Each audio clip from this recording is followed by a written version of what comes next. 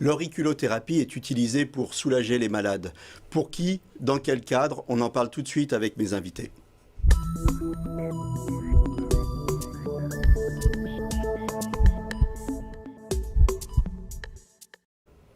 Alors, je suis ici sur le plateau avec Marie-France Richard et puis le docteur Cyril Laporte. Auriculothérapie, qu'est-ce que c'est? Et on a envie de savoir d'abord si c'est quelque chose de sérieux. C'est un truc de charlatan, ça, l'auriculothérapie? Alors oui, l'auriculothérapie, c'est une médecine très occidentale hein, qui s'apparente un petit peu à de l'acupuncture. On va piquer les oreilles sur des points très précis, mais on n'est pas dans la philosophie asiatique énergétique, on est vraiment dans la neurologie, la neuroscience. Alors, comment ça marche? Ça marche en stimulant des points particuliers au niveau de chaque oreille. Il y a 196 points par oreille. On va les stimuler avec des aiguilles ou avec du froid. Et on va aller essayer de modifier le fonctionnement du cerveau ou le fonctionnement de certains organes à travers ces piqûres qui vont stimuler des nerfs qui sont déposés au niveau de l'oreille et qui peuvent faire ça. Des aiguilles, du froid ou du laser? Alors, on utilise des aiguilles et du froid essentiellement. Le laser, c'est utilisé de façon très très anecdotique, mais c'est surtout des aiguilles semi-permanentes qui restent, des petits clous, tout petits clous, qui peuvent rester 1 semaine à 3 semaines et qui tombent tout seuls. Ou alors avec du froid, donc là c'est plutôt de la cryothérapie. Alors par contre, pourtant vous, Marie-France, vous m'avez dit, j'ai été soigné, ce qui m'a séduit, c'était cette technique au laser, donc on vous a pas mis les petits clous à vous. En fait, j'ai eu l'occasion la première fois pour être suivie pour l'auriculothérapie avec un médecin à cette époque-là que je connaissais. C'était sous forme de petits clous. Alors on dit petits clous parce que c'est microscopique. Ça a la forme d'un clou. C'est pas du piercing, hein, loin de là.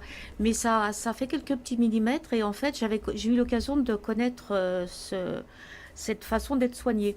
Mais avec le docteur Laporte, j'ai pu bénéficier justement de ce soin par le froid, ce qu'il appelle. Donc la méthode est un peu différente de celle des clous parce que déjà, elle est un peu moins douloureuse au niveau du suivi. Et ça permet de pouvoir cibler le point qui correspond à l'inflammation qui est dans le corps. Bon, moi, j'ai pu en bénéficier. Mais vous m'avez parlé du laser aussi, alors... Oui, je disais sous forme de laser parce que pour moi c'était un petit faisceau. Donc en fait quand j'ai dit laser c'était plutôt par le froid. Il y a une petite erreur de ma part, mais ça n'avait rien à voir avec les clous que j'avais auparavant. Et j'ai trouvé qu'au niveau de la méthode du docteur Laporte me convenait beaucoup mieux parce que c'était moins douloureux au niveau du suivi. Bon, après, il peut arriver que les 2 oreilles soient touchées. À ce moment-là, quand on veut se coucher avec les clous, c'est un peu plus douloureux. Vous vous êtes connu, vous aviez une polyarthrite et Oui. vous vous êtes connu dans le cadre du suivi de votre cancer. Hein, vous avez un cancer du sein, vous êtes en rémission et c'est à ce moment-là que vous avez connu le docteur Laporte. Voilà. Qui a eu une approche globale de votre cas et qui à un moment vous a parlé de l'auriculothérapie, c'est ça? Tout à fait, parce que je lui ai fait part justement que j'étais suivie dans ce cadre-là à l'unité antidouleur qui me prenait en charge. Et quand il m'a parlé de sa méthode, j'ai vraiment voulu essayer. J'étais très curieuse et très, très partisante de ce genre de soins. Et j'ai trouvé vraiment une amélioration non négligeable. Qu'on soit bien clair, l'auriculothérapie, ça soulage, c'est pas fait pour soigner le cancer. Non, Il faut être bien clair là-dessus. On est très clair. L'auriculothérapie, mais pour quoi que ce soit, l'auriculothérapie ne se positionne pas comme quelque chose qui va guérir quelque chose. Ça va calmer des douleurs, ça va améliorer des symptômes, ça va calmer des angoisses ou des stress, mais on vient en plus des traitements habituels allopathiques, classiques, médicamenteux ou chirurgicaux. On est un traitement complémentaire. C'est un traitement de support. Exactement, c'est un traitement de support, oui, ça s'inscrit comme ça. Combien de séances avant que ça marche? D'abord, est-ce que ça marche? Ça marche, j'en suis convaincue et c'est pour ça que j'en parle autour de moi par rapport aux bienfaits escomptés. Mais c'est surtout que j'en suis à ma 2e série par le froid et je suis persuadée que ça a été à la base pour moi de baisser mes antidouleurs que je prenais. J'en prends toujours, mais ça m'a permis de réduire un petit peu les quantités d'antidouleurs que je prenais. Donc avant, vous étiez sous morphine, d'ailleurs vous êtes toujours sous morphine, mais oui, vous en prenez beaucoup moins, c'est ça? Beaucoup moins, c'est ça, c'est tout à fait ça. Et vous dites, 2e séance, c'est des séances de combien de... Alors, Deuxième série, en fait. C'est des voilà. séries de combien de séances? Ben, en fait, on s'est vu il y a quelques mois. Là, j'ai ressenti vraiment les effets. Bon, comme tout, ils ont le bienfait s'est escompté. Là, on a repris rendez-vous pour la première semaine de janvier pour refaire une séance. Donc, les Et les effets, vous les améliorations avez ressentis au bout de en quelques jours. quelques jours? Quelques jours, oui, oui. Oui, C'est oui, quelques miraculeux, ce jours. truc-là, alors. Ben, écoutez, ça vaut la peine d'être essayé. Franchement, je trouve que c'est quelque chose de pas négligeable comme méthode pour pouvoir compléter une autre prise en charge. En tout cas, si on est sceptique, on n'a rien à perdre à essayer. Tout à fait. Est-ce qu'il y a des effets secondaires? Les effets secondaires sont liés à la technique, c'est-à-dire que si on met des clous, ben on peut un peu accrocher les clous au niveau des oreilles, si on met un casque ou lorsqu'on dort. Et lorsqu'on utilise une technique qui est de la cryothérapie, on va avoir une petite sensation de froid sur les poings. Ensuite, pendant 1 heure ou deux, les oreilles sont chaudes, comme lorsqu'on est au froid et qu'on se met les mains au chaud, tout d'un coup on a très chaud. Puis il peut y avoir des petites croûtes sur ces points-là qui tombent au bout de 2-3 semaines, mais il n'y a pas d'autres effets, non. Est-ce qu'il y a des contre-indications? Il y a des contre-indications, notamment avec les clous, on est sous anticoagulant, à forte dose notamment, on peut avoir tendance à... Il faut faire attention, ça peut saigner. Il y a certains mois de la grossesse, il y a des points à ne pas faire, hein. Alors, il n'y a pas des contre-indications absolues de l'auriculothérapie, mais il y a des points dont on sait qu'il ne faut pas les faire dans certaines conditions particulières. De grossesse ou dans certains cancers, il y a des points à ne pas faire, par exemple, aussi. Alors, est-ce qu'il y a des sceptiques, y compris dans le monde médical? Oui, bien que ce soit utile, bien que ce soit étudié à la faculté, tout ça, il y a encore des sceptiques, puisqu'on sort d'une logique de prescription médicamenteuse, hein, qui est une logique assez généralisée. Et c'est vrai que sortir de ce cadre-là fait qu'il y a des gens qui sont un petit peu en retrait, qui regardent ça avec un regard un petit peu suspicieux ou qui pensent que ça ne marche pas du tout. Voilà, mais après, les choses vont évoluer petit à petit. Qui est habilité à faire de l'auriculothérapie? Est-ce qu'un acupuncteur peut en faire? Est-ce qu'il faut être médecin? Où est-ce que je trouve les gens qui sont habilités pour faire de l'auriculothérapie? Comment ça se passe? Alors, l'auriculothérapie, il y a un diplôme interuniversitaire qui se fait à Paris 11 et à la faculté de Strasbourg, qui est ouvert aux médecins et aux dentistes, si mes souvenirs sont bons. Moi, quand je l'ai passé, c'était aussi ouvert aux dentistes et aux sages-femmes. Et une fois qu'on a fait la formation de 2 ans, on a un diplôme d'auriculothérapie et il y a un répertoire, un annuaire des praticiens qui ont passé le DIU sur le site officiel qui s'appelle auriculo-scientifique.com. Et il y a un onglet annuaire et on regarde et on peut voir tous Donc les... il faut bien vérifier qu'on ne va pas, justement, chez un charlatan qui va vous proposer des traitements qui n'en sont pas, en fait. Voilà. L'auriculothérapie, c'est quelque chose de sérieux, c'est quelque chose d'encadré, Oui. Et il y a un diplôme d'auriculothérapie. Il y a un diplôme interuniversitaire à la fac, oui. C'est ça. Quand on vous soigne, alors on vous a soigné une oreille, 2 oreilles, comment ça se passe? Bien, en fait, on prend déjà une oreille. On prend en référence une oreille par rapport aux points qui sont enflammés. Et on complète, à la limite, par la deuxième oreille. Mais en général, une oreille, ça devrait pouvoir passer. On a mal après? Non, sur le coup, c'est un petit peu chaud. Ça donne un aspect chaud-froid un petit peu surprenant.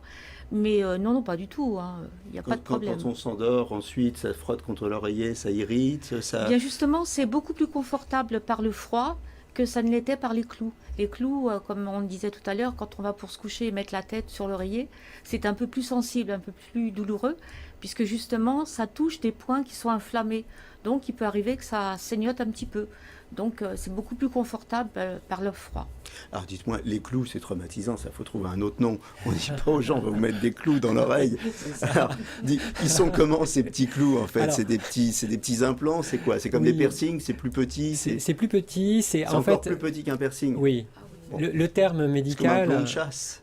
Oui, c'est ça, c'est un petit peu ça. C'est vraiment, ça a la forme d'un clou parce qu'il y a une tête et il y a une petite, quelque chose qui a percé. Ça fait à peine 1 millimètre, 1-2 millimètres. Et en fait, le terme médical, c'est ASP, aiguille semi-permanente.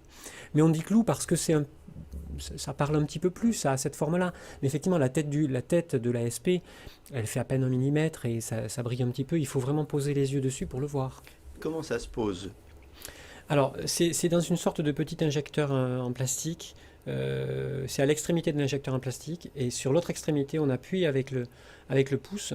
Et le fait d'appuyer injecte l'ASP dans le... D'accord, qui va se sur le résorber point. et qui va tomber au bout d'un moment, c'est Voilà, ça? qui va tomber au bout de quelques jours à 3 semaines, c'est variable. Et donc il faut être extrêmement précis quand on le pose, ou c'est quoi le degré de précision? C'est 1 millimètre, c'est moins?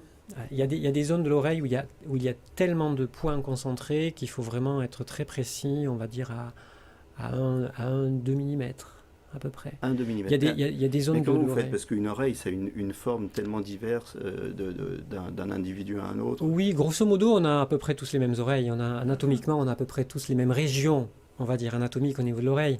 À part certains rugbyman qui ont des oreilles totalement déformées par les mêlées ou les choses comme ça. Mais on retrouve... Un peu l'auriculothérapie, il faut qu'ils c'est oublient. très compliqué. Il y a des personnes, c'est très compliqué, oui. Et alors, vous, donc, comme je le disais, vous avez une polyarthrite et vous êtes en rémission d'un cancer du sein. Est-ce que vous pensez que l'auriculothérapie vous a aidé aussi à alléger les souffrances post-traitement du cancer du sein, ou je ne savez pas trop? Oui, oui, oui, Oui. parce qu'en fait, ce sont des douleurs qui sont diffuses sur la partie opérée et aussi un peu sur le bras. Donc, comme ça touche en fait des points douloureux, ça se ressent quand on met le froid sur cette zone-là. Donc, j'ai pu bénéficier de l'antidouleur pour mon cancer, comme je l'avais pour ma polyarthrite. Alors, pour les femmes qui sont en rémission d'un cancer du sein, je sais que vous utilisez couramment ce traitement. Parlez-nous un petit peu de ça, comment ça se passe? Alors on va l'utiliser, déjà les indications, on va utiliser l'auriculothérapie lorsqu'il y a des fourmis dans les mains et dans les pieds liées aux chimiothérapies, ce qu'on appelle des paresthésies. Là on peut améliorer la symptomatologie et les faire récupérer beaucoup plus vite. On va aussi utiliser l'auriculothérapie dans les douleurs les douleurs résiduelles après chirurgie du sein, que ce soit une mastectomie lorsqu'on a enlevé la totalité du sein ou une partie. Parfois on a des douleurs de cette zone-là et ce sont Alors, des douleurs pour bouger ou des irritations suite à la radiothérapie? Non, ce sont des douleurs pour bouger liées au geste chirurgical. D'accord. Parce qu'on coupe la peau forcément et on coupe des petits nerfs et le fait de couper ces petits nerfs engendre des douleurs résiduelles au niveau de la peau. Et l'auriculothérapie a vraiment une très très grande indication dans tout ce qui est douleur d'origine neurologique de cet ordre-là. Et là, on améliore vraiment très bien. Je dois dire que moi-même, je suis très surpris des résultats parfois en voyant des douleurs disparaître totalement. Donc ça marche post-chirurgie, mais post-radiothérapie, c'est pas efficace, ou moins? Ouais, c'est moins efficace. On n'est pas dans les mêmes mécanismes de douleur par rapport à la radiothérapie. La radiothérapie, c'est plus une sensation de brûlure sur la peau, et le mécanisme neurologique n'est pas tout à fait le même. Donc il est moins accessible à l'auriculothérapie. Ouais. Au bilan, alors vous, qu'est-ce que vous diriez aux gens qui souffrent comme vous d'une polyarthrite ou qui se sont fait traiter pour le cancer? On y va sans hésiter? Écoutez, pour on se ma fait part, mettre les petits clous? j'ai vraiment été très heureuse d'avoir pu bénéficier de cette méthode par le froid. J'ai trouvé que ça m'avait beaucoup plus amélioré que le système par petits clous, parce que bon, on a tendance à l'appeler comme ça. Mais je suis convaincue que le suivi a été beaucoup plus agréable pour moi avec cette méthode que si je ne l'avais pas eu. J'en discute autour de moi pour mes amis malheureusement qui peuvent aussi être touchés par un cancer comme par des problèmes rhumatismaux. Et je suis convaincue qu'on peut arriver à faire des belles choses pour soulager la douleur des gens. Merci beaucoup. On arrive au terme de cette émission. Un mot de conclusion aussi?